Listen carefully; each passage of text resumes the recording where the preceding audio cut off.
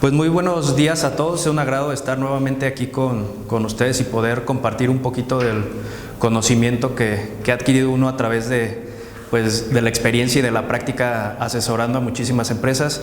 Como ya bien agradezco la presentación, soy Javier Farías Echenique, soy abogado especialista en materia fiscal y en materia laboral. En nuestro despacho nos dedicamos a asesorar empresas en materia contable, como les comentaba, fiscal y legal. Asesoramos todo tipo de empresas y todas aquellas empresas que ya pasaron a un nivel mayor, que se encuentran en problemas con el SAT, con el Servicio de Administración Tributaria, pues nos dedicamos también a defenderlas con gran ayuda y con gran asesoría. Entonces, el día de hoy pues estamos aquí para platicar un tema de vital importancia en estos días. Es muy interesante porque yo creo que en los últimos años y en estos momentos es el mayor auge de emprendimiento no solo en México, sino en el mundo. Estamos ante un fenómeno impresionante porque hay muchísimas personas que se están animando a abrir sus empresas, que se están animando a iniciar proyectos, pero hay una razón o hay un motivo que genera, y lo vamos a ver más adelante, que la mayoría de estas empresas pues revienten los primeros 2 años, no cumpla con esos objetivos y termine arruinándose el proyecto. Un tema que nos comentan muchos emprendedores que están preocupados más bien y que no lo saben y que muchas veces le tienen miedo al SAT, tienen miedo a irse a dar de alta, tienen miedo siquiera saber un poco sobre qué impuestos te están obligados a pagar, sobre las obligaciones que tienen que cumplir. Y para eso pues vamos a hablar el día de hoy de ese mundo de los impuestos y el emprendedor, de todos los mitos y todas las cuestiones que rodean al emprendedor, todas esas dudas que tienen. Es importante que sepan que vamos a hablar de cuestiones de momento muy generales, porque no podemos profundizar en cuestiones por poner un ejemplo, de cómo se va a calcular el impuesto sobre la renta, cómo se calculan ciertos movimientos de IVA. Entonces, pero vamos a hablar de qué son estos impuestos, quiénes están obligados, qué tipos de régimen hay para los emprendedores, cuál me conviene, con quién me tengo que asesorar, qué cuestiones tengo que ver antes de poder iniciar operaciones en mi empresa. Y bien, siempre es importante, antes de adentrarse a un tema, saber los números y las estadísticas y el lugar en el que nos encontramos en ese momento. La materia fiscal, no solo en nuestro país, sino a nivel mundial, es una materia de constante evolución. Todos los días uno como asesor tiene que estar estudiando, tiene que estar leyendo las noticias, tiene que estar viendo toda la información que se está generando, porque las leyes en materia fiscal cambian constantemente. El Código Fiscal de la Federación, la ley del impuesto sobre la renta, la ley del IVA, entre muchos otros ordenamientos que son necesarios para toda esta asesoría y análisis.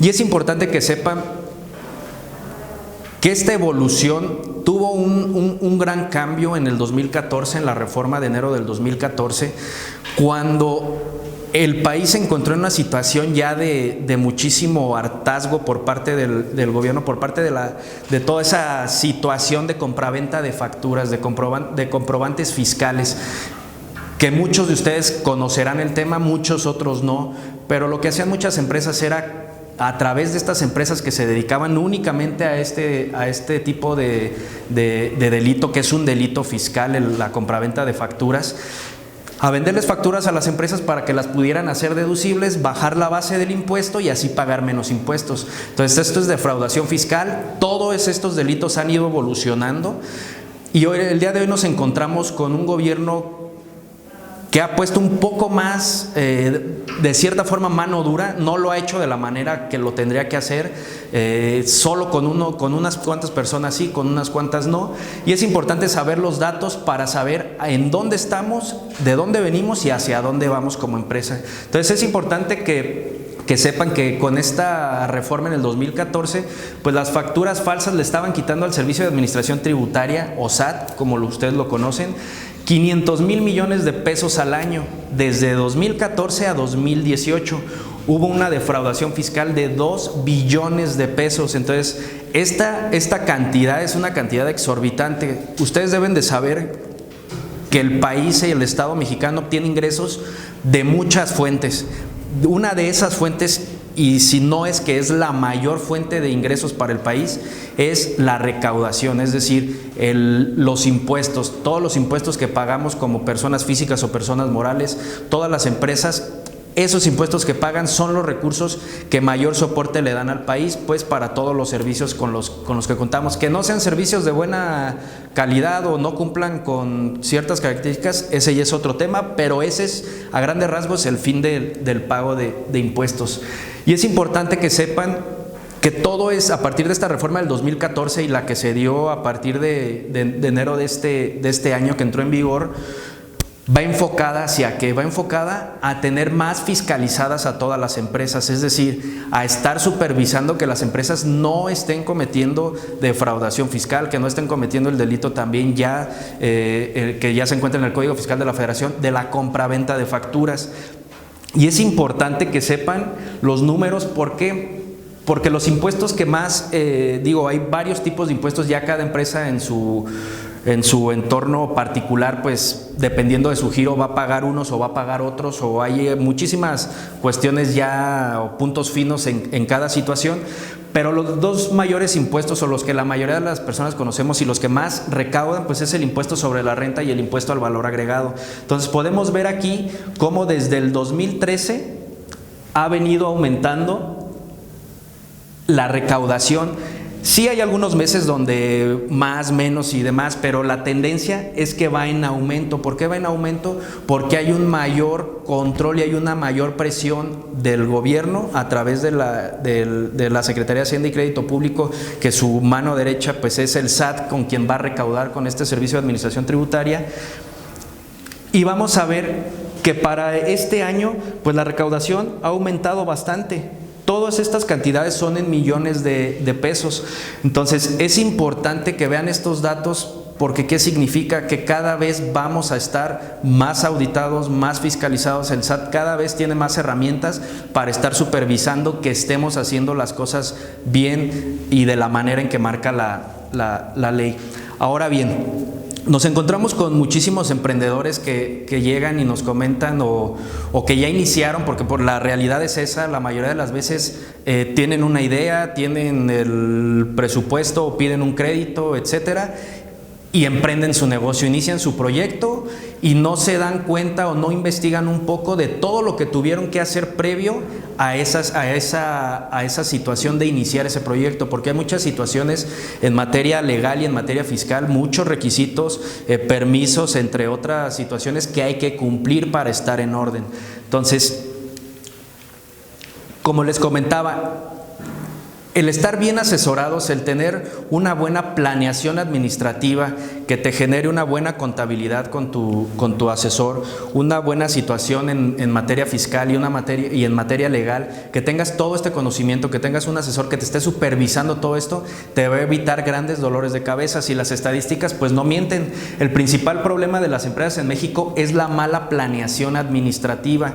Dentro de esa planeación administrativa pues vemos estos datos que son muy duros, que es el tiempo de vida de las MIPYMES. Entonces el 75% de las empresas quiebra o muere o cierra sus puertas en los primeros 2 años de vida. Solo el 15% logra superar los 2 años, pero no pasa de los 10 años de vida, y solo el 10% logra sobrevivir más de 10 años. Pero esto no significa que porque ya logró sobrevivir es una empresa exitosa. O sea, logró mantenerse en cierto equilibrio, pero no significa que ya está teniendo los grandes resultados que espera. La realidad es que será alrededor del 1% de las empresas que logran la mayoría de sus objetivos en este caso. Ahora bien, pues hay muchas dudas con todo este tema y es importante que lo sepan, y no necesariamente tienen que ponerse a estudiar contabilidad o estudiar derecho o una maestría en fiscal como ustedes como empresarios, pero sí es importante que se adentren un poco en este tema, aunque sea con situaciones y conceptos básicos, que sepan lo que pasa en su empresa, hacia dónde va su empresa, a qué está obligada, y que puedan comentar este tipo de situaciones de la manera más amena con su asesor. ¿Por qué? Porque me encuentro con muchos empresarios todos los días que están ajenos a este tema y que no quieren saber nada de este tema y que me dicen, Javier, tú llévame la asesoría, pero yo no quiero saber nada, nada más dime cuánto te tengo que pagar, cuánto tengo que pagar de impuestos y listo. Y esto genera situaciones que en el día a día lo meten en problemas, y por eso a la vuelta de unos meses, de unos años, llegan empresas con grandes problemas, con auditorías, porque no quisieron tener un poquito de conocimiento de estos datos. Ahora, ustedes como emprendedores pues están en un momento ideal para conocer todos estos temas y empezarlos a aplicar dentro de su empresa, porque entre más rápido lo hagan, entre más rápido agarren ese ritmo de todas las cuestiones con las que deben de cumplir, pues va a ser más sencillo para ustedes. Quienes realizan alguna actividad por la cual obtienen ganancias están obligados a pagar impuestos, es decir, todas las empresas, todas las personas físicas o morales que realicen alguna actividad y de la cual estén obteniendo ingresos, surge ahí en ese momento la obligación del pago de impuestos. Cada situación de pago de impuestos ya dependerá de tu giro, a lo que te estés dedicando, de cómo estás dado de alta, cómo se te está llevando toda la asesoría, cómo hay una planeación administrativa dentro de tu empresa.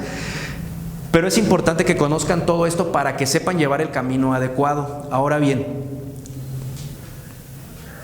para contar con todos los servicios, beneficios y proyectos que necesitamos para nuestro bienestar, tales como hospitales, escuelas, servicios de agua, drenaje, alumbrado, entre muchos otros. Esa es la idea principal y es la razón primordial por el que se debería de dar el pago de impuestos.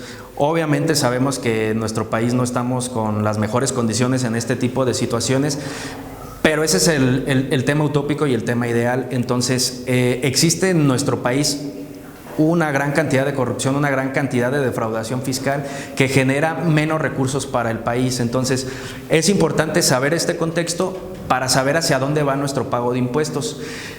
Existen muchísimos impuestos federales, así como locales y estatales, pero nos vamos a enfocar en los más comunes y en los más importantes, que es el impuesto sobre la renta, que este se genera por la ganancia obtenida de una actividad.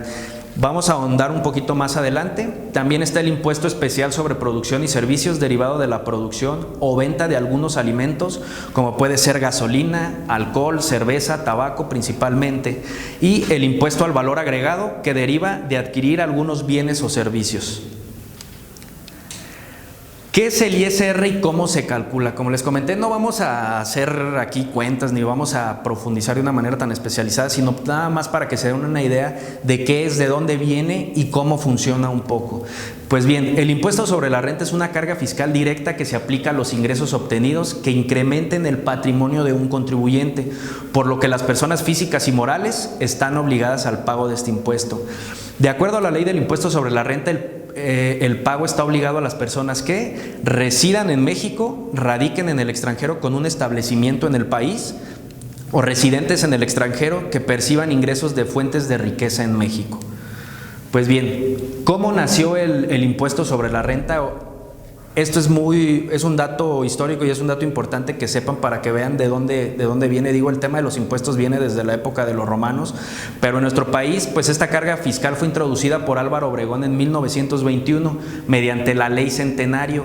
En ese entonces, la tasa del impuesto era de entre el 1 y 4% y se aplicaba sobre los ingresos brutos de los mexicanos y extranjeros que tuvieran fuentes de ingreso en México. Pues como ustedes saben, pues eso ya ha cambiado, obviamente, ya ha cambiado todo este tema. Cada vez estamos más especializados en estas materias y casi todos los ingresos que se le tienen que restar al impuesto pues son como salarios percibidos, arrendamiento de inmuebles, así como su construcción y venta, actividades artísticas, deportivas, espectáculos públicos, ingresos por comercialización y o fabricación, premios obtenidos, entre muchos otros. Como les comentaba, este simplemente es una pequeña introducción, un pequeño esbozo para que tengan ese pequeño conocimiento de qué es y de dónde viene, porque digo, hay cursos y nos podemos aventar, como les comentaba, pues en la maestría en fiscal hablas 2 años de puro impuesto sobre la renta, de pura ley de IVA.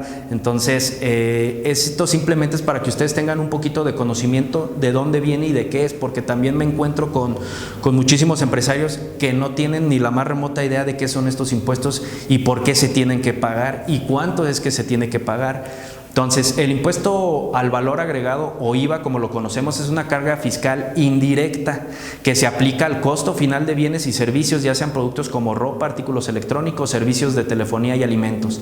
Las personas físicas y morales están obligadas al pago de este impuesto. En México, la ley del impuesto al valor agregado determina que la tasa del gravamen es del 16%, que es lo que conocemos. Existen algunas otras particularidades, es decir, por ejemplo, en la frontera, por ciertas situaciones que no vamos a profundizar ahí, pues la determinó el gobierno ahorita del presidente Andrés Manuel en 8%.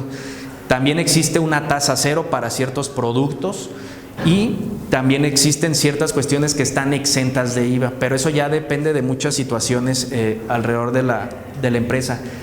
¿Cómo nació? Pues bien, la historia del IVA comenzó en enero de 1980, es decir, no tiene tanto tiempo en nuestro país. A 3 años del comienzo del sexenio del presidente José López Portillo, en ese entonces la tasa era del 10% en general y a los alimentos no se le aplicaba dicho impuesto. Aquí hay muchos mitos con el IVA porque muchos empresarios, es importante que lo sepan, piensan que a la hora de que venden un producto o un servicio y se les traslada de momento el IVA hacia ellos, piensan que ese IVA es de ellos y que lo pueden utilizar, y no es así. Esto genera grandes problemas y mete a las empresas en muchísimas broncas con el Servicio de Administración Tributaria porque no van y enteran ese IVA a la autoridad. Entonces, cuando alguna de esas empresas que estuvo en ese ciclo, que se estuvo pasando o trasladando el IVA y que quiere pedir una devolución a la cual tiene derecho, pues el SAT no la quiere dar porque el usuario final de esos servicios o productos no enteró ese pago. Entonces es importante que sepan, el IVA no es de ustedes, el IVA es un impuesto indirecto que se tiene que enterar a la autoridad. Muy bien, otra de las grandes preguntas que nos hacen hoy en día los emprendedores es ¿cómo me doy de alta? Y de aquí surgen muchísimas inquietudes porque la mayoría de los emprendedores tiene miedo de ir al SAT, tiene miedo de ir a darse de alta, tiene miedo de ir a sacar su RFC para poder empezar a tributar. ¿Pero por qué tienen este miedo? Pues por una mala asesoría o un desconocimiento o ignorancia sobre el tema, porque no debería de ser así.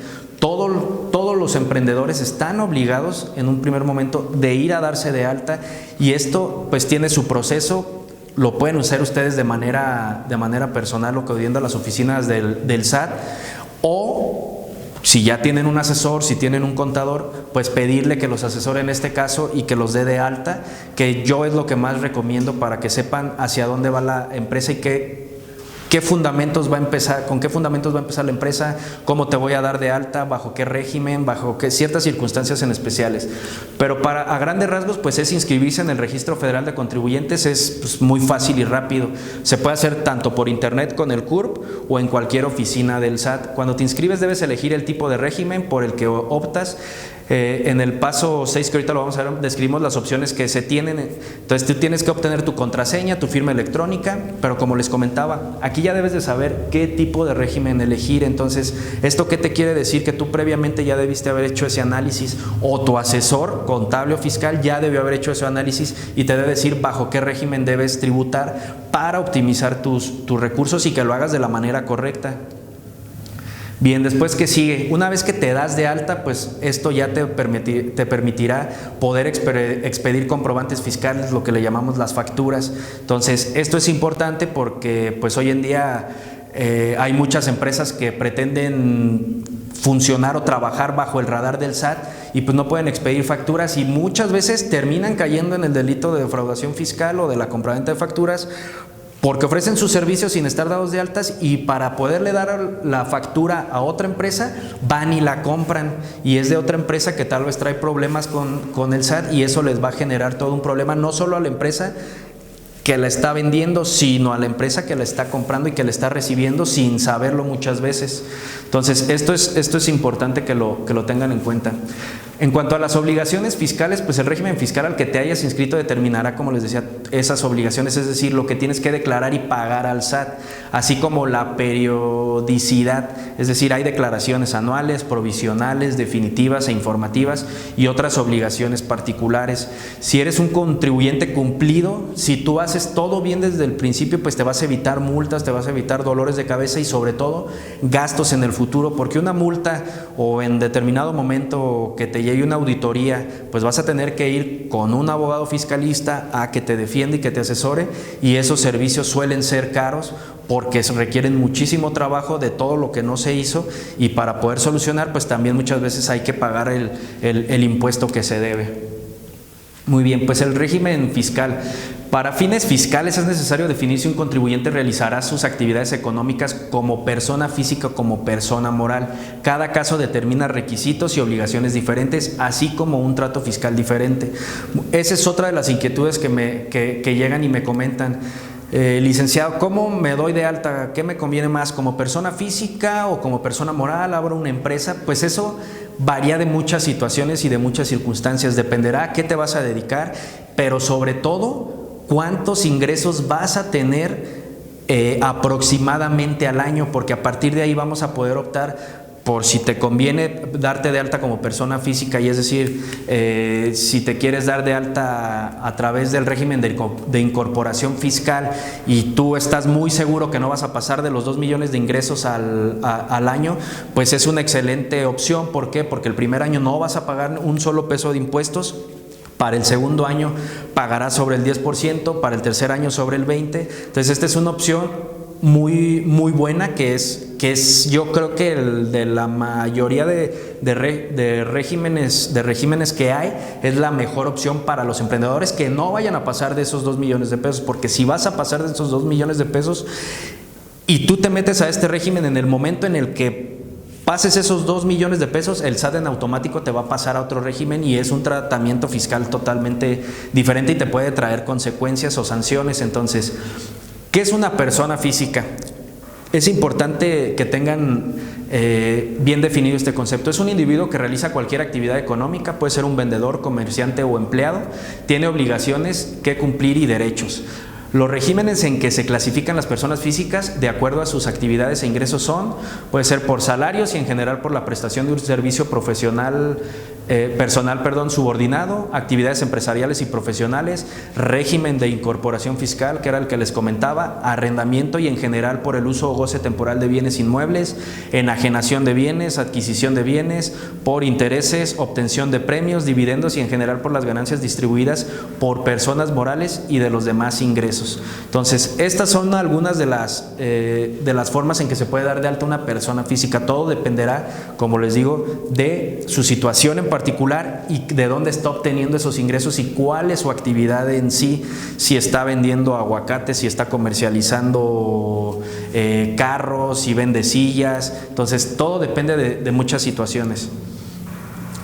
Como emprendedor es importante conocer los detalles sobre la actividad que planeas realizar y contar con una estimación lo más cercana a la realidad de los ingresos. Era lo que les comentaba. Ustedes tienen que tener desde antes, y que la realidad es que la mayoría de los emprendedores no lo hace, pero tienen que tener una estimación una estimación financiera de cuántos ingresos van a obtener para así poder determinar qué es lo mejor.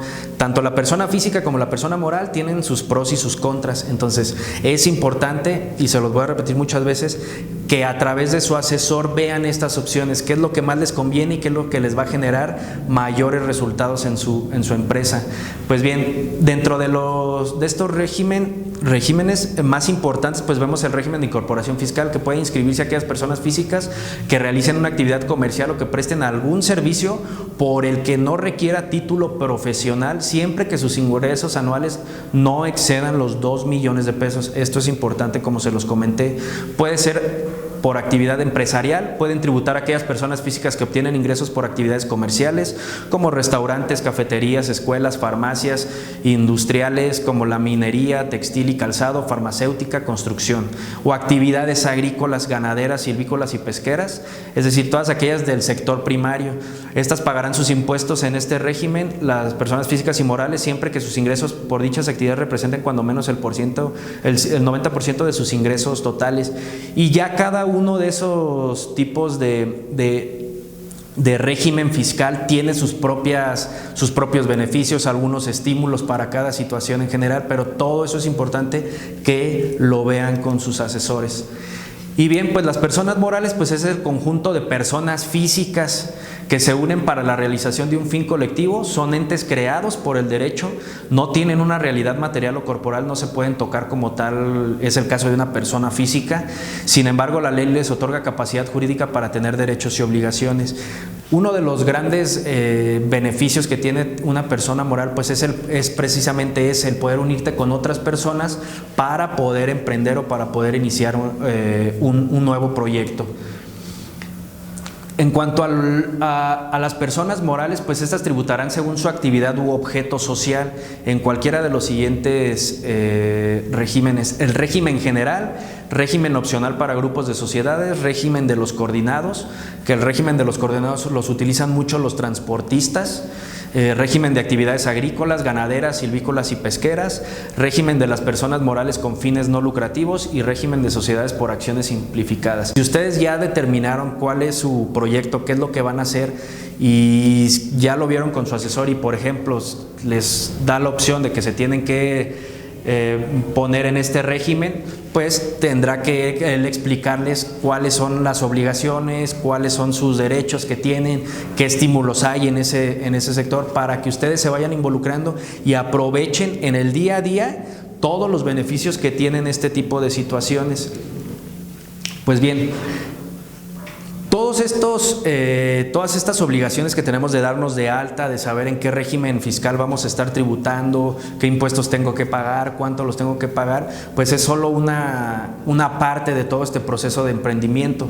Existen otros trámites que tiene que tener el negocio, ya dependerá de cada giro, pero entre ellos pues están los permisos de uso de suelo, abrir una cuenta bancaria, el aviso de declaración de apertura de establecimientos mercantiles, licencias de funcionamiento, pues diseñar los logotipos, el registro de tu marca, un anuncio exterior que esté afuera de tu empresa y obtener los permisos para el mismo, inscripción en el Registro Federal de Contribuyentes, que era lo que comentábamos, darte de alta en el SAT, obtención del registro patronal del IMSS. Este es un tema básico y de vital importancia. Muchísimas empresas en México eluden el tema de dar de alta a sus trabajadores por obviamente el gasto que les genera. Pero hay situaciones complejas en materia fiscal donde empresas no tienen dados de alta a sus trabajadores y ante el SAT es como si no tuvieran trabajadores. Entonces el SAT llega y los cuestiona en auditorías: oye, ¿cómo es que pudiste realizar tal actividad si no tienes ningún trabajador dado de alta? Digo, ya son situaciones o puntos finos en materia de defensa fiscal, pero desde ese momento te estás metiendo en una situación de estas que te va a generar mayores problemas a futuro. Entonces es importante que tengan dados de alta a sus trabajadores. La apertura del establecimiento en la Secretaría de Salud, si es que aplica en ese caso, inscripción en el Sistema de Información Empresarial Mexicano en la Secretaría de Economía, así como el trámite del registro de la propiedad, siempre y cuando les aplique. Entonces, como podemos ver, hay una parte que es el tema de los impuestos y hay otra parte legal en cuanto a permisos y situaciones con las que tenemos que cumplir para no meternos en problemas, porque como les decía, como decían las estadísticas, en los 2 primeros años el 75% de las empresas termina quebrando. ¿Por qué? Porque no cumple con este tipo de situaciones, no cumple con permisos, no cumple con su pago de impuestos. Entonces, cuando le llega una multa a una empresa de 80,000, 100,000, 200,000 pesos o en algunos casos mayores, o le llega una auditoría al primer año de iniciar operaciones porque no declaró lo que tenía que declarar, pues los gastos de salir de esos problemas pues terminan quebrando a la empresa. Entonces, es importante que ustedes sepan que el SAT tiene la mayor parte de su información. Entonces, hay muchas personas, y es importante decirlo para que aprendamos de este tipo de errores. Un error muy común que piensan muchísimas personas, y a muchos les sonará un poco absurdo, pero piensan que hay cuentas bancarias fiscales y cuentas bancarias no fiscales. Todas las cuentas bancarias están fiscalizadas, todas las cuentas que ustedes tengan, el SAT puede obtener esa información. Le envía un oficio a la Comisión Nacional Bancaria y la Comisión Nacional Bancaria agarra todo su expediente y le manda toda la información. Si tiene 100 cuentas en 100 diferentes bancos de México, por poner un ejemplo, yéndonos al extremo, le va a mandar toda esa información, en dónde tienes cuentas, cuánto dinero y todos tus movimientos. Entonces no hay manera de ocultar el dinero al SAT. Entonces esto es importante, y aquí es donde surgen también otro tipo de problemas, porque muchas personas por eso no quieren tributar, por eso no quieren darse de alta. Es que no quiero pagar tantos impuestos, es que no quiero hacer esto, no quiero lo otro. Pero ¿qué pasa? Ese tipo de empresas tarde o temprano no crecen. ¿Por qué? Porque también con todas estas reformas y a partir del gobierno de Felipe Calderón salió toda esta famosa ley, todo lo que genera la ley de antilavado, y que empezó a prohibir que se hicieran pagos de cosas en efectivo. Es decir, tú ya no puedes ir ahorita a comprar un carro a una agencia y pagar más de alrededor de 240, 250 mil pesos en efectivo. Lo demás lo tienes que hacer por transferencia. Entonces, y si no se cumplen este tipo de situaciones, las multas son bastante fuertes, desde 600 mil pesos alrededor de esas cantidades. Entonces, es importante que sepan esto, que se den de alta, porque si son ustedes una empresa sana, y lo saben los empresarios que llevan tiempo en esto, las empresas muchas veces, si no es que la mayoría de las veces, necesitan de apoyo financiero de instituciones bancarias o de algunas otras instituciones, pero necesitan ese soporte económico. Y para poder pedir un crédito, para poder pedir o ser sujeto de este tipo de opciones que hay, tienes que tener o tienes que estar cumpliendo con esto. Te van a pedir tu información contable, que no estés en el buró de crédito, que no debas dinero. Entonces, si tú eres una empresa que estás facturando todo de manera correcta, que estás llevando tus operaciones bien, que le pagas al SAT sus impuestos, que al banco, con el banco estás al 100%, pues vas a ser sujeto de este tipo de créditos. Entonces, cuando pidas un crédito, te lo van a dar, y esto ¿qué va a generar? Pues que le vas a poder reinvertir ese dinero a tu empresa, y el día que lo pagues vas a generar confianza en estas instituciones, y la institución te va a ofrecer más dinero y le vas a poder invertir más dinero a tu empresa. Entonces esto se vuelve un círculo que vas a estar creciendo, que vas a estar creciendo, que vas a estar creciendo. Entonces es importante que tengan todo esto en mente, porque si ustedes pretenden, y que muchos empresarios así lo hacen de verdad, y tienen los cientos de miles o los millones de pesos abajo del colchón, pero no pueden comprar nada, o tienen que ir a comprar carros seminuevos, sí los compran en efectivo, pero no pueden ir y comprar una casa, porque a fuerza tienen que hacerlo mediante pago de transferencia. Entonces es importante cumplir, y que mejor ese dinero, que sí pague impuestos, que esté en orden, lo tengan en su cuenta bancaria, que es mejor que esté ahí seguro, a que un día lleguen a su casa, que le ha pasado a muchísimas personas, y no tengan ni un solo peso por estar queriendo evadir estas obligaciones. Pues bien, como les comentaba, pues se accede a financiamientos gubernamentales o bancarios. Este es importante. Aparte del financiamiento gubernamental, por ejemplo, existen muchas empresas, en su mayoría, pongamos un ejemplo muy común, las constructoras. Hay muchas constructoras que están licitando para gobierno y también para iniciativa privada, pero sobre todo para gobierno. Y una empresa que no esté de manera sana, con una opinión de cumplimiento positiva en el SAT, ya no es sujeta de poder licitar o de ser opción a que su propuesta sea la elegida. Entonces, muchas empresas están tronando porque no eran empresas sanas, y ahorita para las licitaciones se requiere, y es una obligación. Digo, siempre lo ha sido, pero antes sucedían otro tipo de factores. Pero de momento, si tú no tienes opinión de cumplimiento positiva, es decir, que estés en orden con el SAT, no vas a poder acceder a este tipo de oportunidades de licitaciones. Entonces, el hecho de que tu negocio cumpla con la ley es bien visto por tus clientes, y por lo tanto le dará una sensación de seguridad, lo que puede incrementar tus ventas y el número de clientes. Esto es bien importante. ¿Cuántas veces vamos a alguna empresa y quieres comprar algún servicio o producto, pero te das cuenta que ni siquiera facturan, que tienes que pagar a fuerza en efectivo? Entonces, todo este tipo de situaciones pues te van generando desconfianza, a diferencia de que si vas a una empresa y te facturan, te mandan la factura. Es más, si es un servicio de un costo elevado, hasta un contrato se llega a firmar. Entonces todo esto te da una formalidad que te da confianza con esa empresa, y al generar esa confianza pues generas que muchas otras empresas quieran tener operaciones contigo, porque eres una empresa ordenada, eres una empresa sana. Entonces, También se pueden realizar alianzas comerciales con mayor facilidad para buscar el crecimiento de tu negocio. Tienes seguridad de pedir a las autoridades su intervención si es que tus derechos son amenazados o afectados. Entonces, el principal error de los empresarios o con el que nos encontramos todos los días, y me lo dicen de verdad muy seguido: Javier, pero o sea, está bien todo esto que nos platicas, está padre, está interesante, pero pues yo llevo 10 años trabajando así, nunca he tenido problemas, o a mí no me va a pasar nada, o no, el SAT ni pasa eso que tú me estás comentando, hasta que les llega. Y ese día, discúlpenme por las palabras, pero ese día sí están llorando, y ese día no saben ni dónde meterse, no saben qué hacer, no duermen. ¿Por qué? Porque no es fácil ver un documento del SAT con tu nombre o con el nombre de tu empresa, donde te van a auditar o donde te están haciendo un requerimiento de que tienes que pagar cientos de miles y en algunos casos millones de pesos.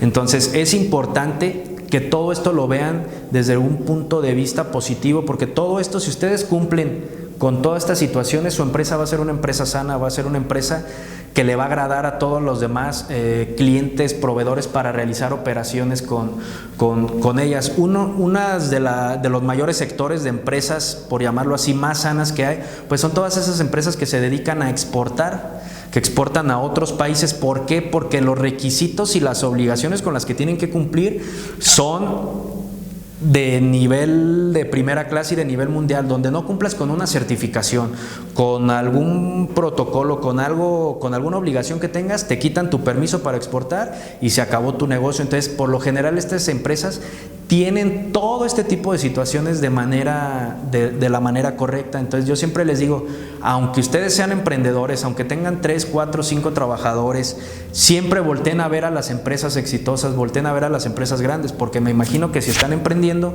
es porque tienen el sueño o la visión de que su empresa va a llegar a ese momento, va a llegar en 5, 10, 15, 20 años, no lo sabemos, a ser una gran empresa que genere millones de pesos de ingresos, cientos de empleos, si no es que miles.